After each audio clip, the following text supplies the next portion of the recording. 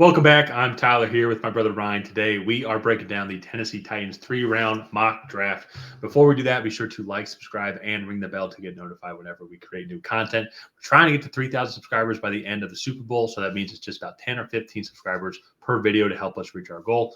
Also, be sure to ring that bell. We are releasing other Titans 3-round and 7-round mock drafts that we do all the way leading up to the draft, so you're not going to miss those. So be sure to ring the bell. And Ryan, let's pull the slide up here. So what you're going to see here is the Titans pick is going to be in bold and in the middle. It's going to be the first couple picks before them and then also after them as well, and who they selected. And also, too, if you look at the right here, it's going to be some of the other potential options that we think that they might take. And this it's fun. I just put all these guys because, to be honest, I can see taking Brock Bowers if they fall to him. I can see them going receiver, taking Neighbors. Yeah. You would say Marvin Harrison Jr. is not going to make it to 7. It's he might not even make it to 4. Yeah. So I can also see them going Olufashanu, and that's apologies and typo there. He's an offensive tackle here, one of the best offensive tackles. And to me, I think that's where they'll probably go offensive tackle here. It just that offensive line was absolutely atrocious. You're going to want to protect Will Levis, and if you're going to move forward with him as the franchise leader, you do have DeAndre Hopkins. It's also as well you have an early 2nd-round pick, and this is a good receiving class as well. So we'll have to see who all is available, and we'll get to that pick here in a second. But Ryan, I want to throw it over to you. What are your thoughts on Joe Alt? Yeah, I mean, so to put in perspective, what I think of Joe Alt is Marvin Harrison Jr. is like the complete wide receiver, right? He is probably the best wide receiver prospect we've seen in a very long time, if not ever. And I think Joe Alt is that in tackle form. He's going to be 20 years old at the time of the draft. He's as polished, in my opinion, as Penei Sewell was coming out of the draft. And if people remember that draft class, it was Jamar Chase and Penei Sewell. Like, who did the Bengals take at 4? The Bengals obviously took Jamar Chase, and I don't think anybody's faulting them for that. But Penei Sewell is now probably the best right tackle in the NFL. And it's like that's the kind of player you're getting in Joe Alt, and he's going to be there for probably 10 plus years, barring any injuries. Just I think right now he's a top 10 tackle in the NFL, and he's only 20 years old, and so he's just a fantastic prospect. He does well in pass blocking sets. He does well in run blocking sets. And pretty much any scheme you also run as well, whether you run an outside zone, gap scheme, like he'll do just about anything. So fantastic pick here. I think you throw him in that offensive line. You have Peter Skoronski at left guard, Joe Alt at left tackle, and all of a sudden Jalen Duncan at right tackle. All of a sudden this offensive line is shaping up to be one of the better ones in the NFL. And I mean, I really like what they would have going on there. At that point, I think you might make the argument too, like, hey, maybe it is worth bringing back Derrick Henry on a 2-3 year deal to kind of milk the last of this that we have, and kind of keep him as that 20 plus carry a game player, because I think you would have the offensive line to actually block for him there. Yeah. So it'd be a really interesting pick here. That would be banking a lot on re-signing him before this draft. So I really like this pick. I think it would be fantastic. So a couple of the other potential options here. All of these guys, I think, are on their board. I'm going to go ahead and say Tyler wrote that one down.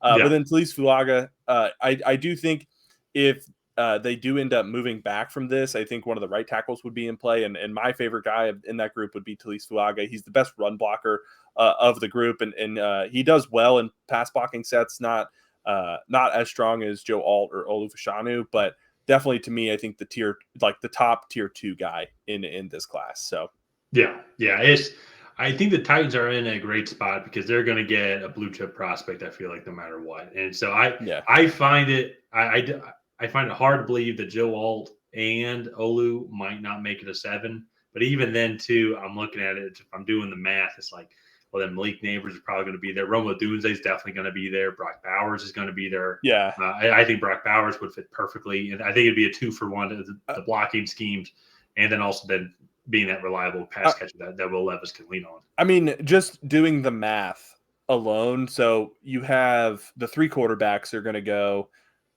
probably 1, 2, 3, if not in the top 5, because a team will trade up. Then you have Marvin Harrison Jr., Malik Neighbors, right? And then you have Joe Alt Olufashanu. So like they're gonna have those are elite guys. And granted, they just drafted Will Levis. They're not going to be going, I think, for somebody else. But those would be guys that I think are like the Titans would be happy taking. So yeah, like I don't think there's going to be anyone that they're disappointed. No, yeah, in taking. Be like, all right, fine, we'll take Olufashanu. Yeah, exactly. Yeah. So let's get into the more interesting picks then, I guess, if we're going to phrase it that way here. At the top of the second round, Kalen King, the cornerback out of Penn State. For a large majority of the season was actually projected to be a first rounder. Some people had him as the top corner in this class. Just maybe not, I think, as polished as some of the other guys, but athletically, I think he's definitely up there as a top tier corner. And the Titans, I think, could use all the help they can get in that secondary. So I think it would be really interesting to see them get Kalen King here. And I really like this pick, especially going Joe Alt first and then Kalen King second. Yeah, I think going secondary here is going to be huge, and we even put some of the other options there to the right. Kamari Lassiter, Tyler Newman, I think would be great picks. They did improve overall in the passing game last year, but I still think that they could add some better secondary talent as a whole and just get younger and just keep kind of refining that area. I think this also could be a sneaky receiver position spot as well. Get another weapon across from DeAndre Hopkins for Will Levis and have him keep developing and keep getting younger guys in there. So they have a more explosive offense. That being said, though, they don't have a third round, but there is a lot of good receiver talent here in this class. And so the next pick isn't until 106. I think this could be a sneaky trade back spot. But even if they decided to go Kalen King here, there's going to be some good options, I think, in the beginning of that fourth round for a receiver. Yeah, and I will say this, part of the reason why we didn't necessarily go receiver here is there was a run on receivers at the end of the first, at kind of like the very early second. I think we had four receivers go off in about 6 picks, and it just kind of was like they just kind of missed it, and they don't really have the draft capital to move up to go get a guy. That's a good point. So that is one of the things too that I do think if they end up taking a receiver, I would actually see them kind of taking a step back from 7. And then maybe getting one of those like top tier 2 guys in this class, maybe a Brian Thomas Jr., Troy Franklin, or maybe even like a Keon Coleman.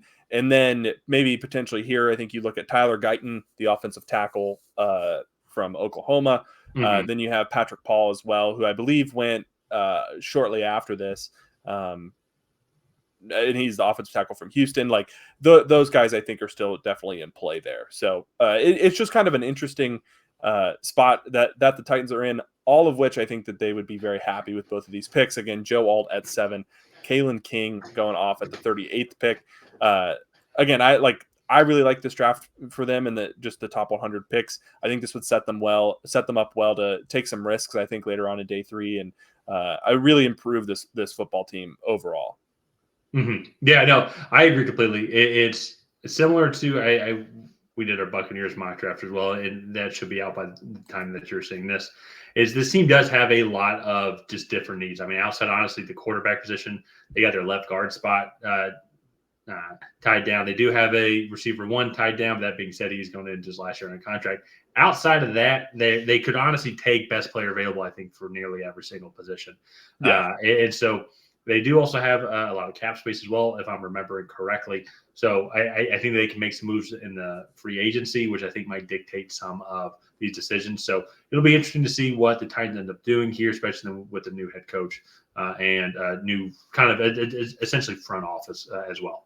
Yeah, it's going to be interesting. I'm looking forward to it. I think this would be a great start for the Tennessee Titans, new head coach and front office. But let's go ahead and wrap up this 3-round mock draft here. If you guys have not already, please go ahead and like and subscribe. Leave a comment down below on what you thought of the Tennessee Titans 3-round mock. Did you love it? Did you hate it? What would you do differently? And other than that, we will see you guys next time.